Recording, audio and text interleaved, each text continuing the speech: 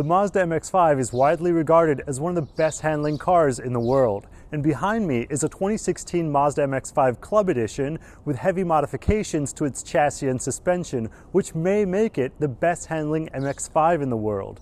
My name is Richard Watto, and today we're going to take a look at this car and see what it's like. Now, if this isn't the best handling car in the world, it sure does look the part. Just look at those Garage Very side skirts. The 16 by 8 inch Volk Racing TE37 rims wrapped in Bridgestone Potenza tires, and the Garage Very Type 3 front splitter, which gives it an aggressive look up front. In the rear, we have an integral Kobe carbon fiber duckbill spoiler and a Fujitsubo Quad tip exhaust with a diffuser down below. Now inside we've got this custom integrated powder coated 4-point Cusco half cage. We've got some Bride A.I.R sport racing bucket seats. We've got a 330mm steering wheel with a Works Bell quick release. We also have this really cool Tommy Kaira shift knob, and we also have a Teamtech 5-point racing harness and a Greddy Informeter gauge. What really make this car special are the things you cannot see, such as the Stance Super Sport coilover suspension with an ASC cup kit, which allows you to raise and lower the car to go over speed bumps just like a Ferrari. It also has a Cusco sway bar in the front and rear, and a Cusco strut bar as well. And what's really interesting is that it has a Cusco chassis underbrace kit, which means that it has metal tubing, bolted to the underbody of the car in order to increase the structural rigidity of the frame. So what is this car like to drive? Well, it's challenging.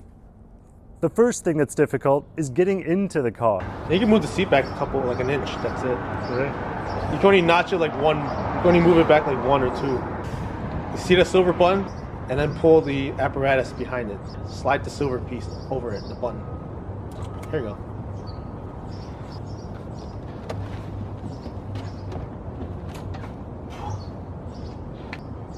Yep. There you go.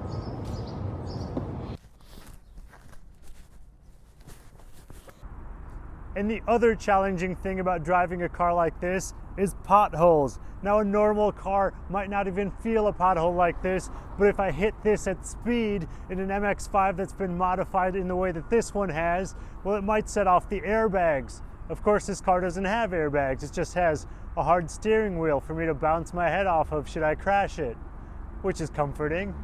So a stock MX-5 can seat a driver that's up to 6 foot 2 inches tall, but in its current setup, the maximum height of a driver is only 5 foot 10 inches tall. So at 5 foot 10, I'm the tallest person who can drive this car without having to steer with my knees.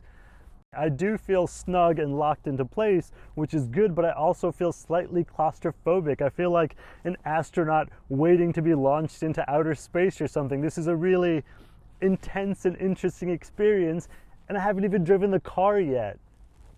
Wait, I'm not going to drive with this, am I? No. Oh, okay, well maybe I should drive with it.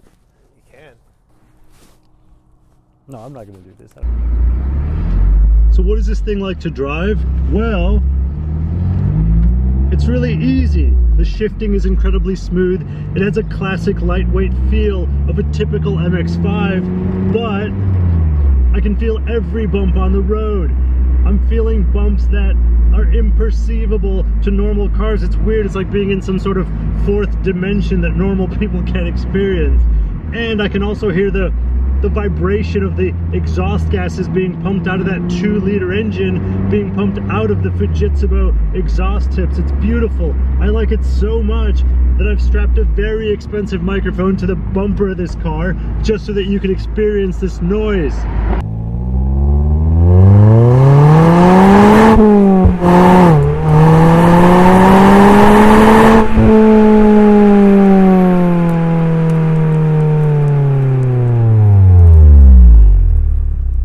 Okay, so what do I think about this car?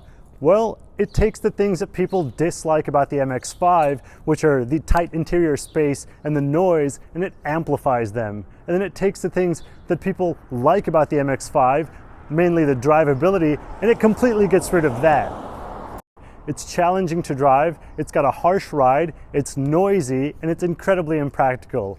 And I must say, I love it for what it represents.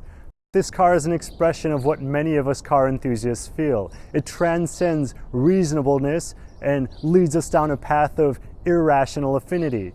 You know, I was talking to the owner of this vehicle and I asked him how much he spent on all the modifications and customizations. And you know what he told me?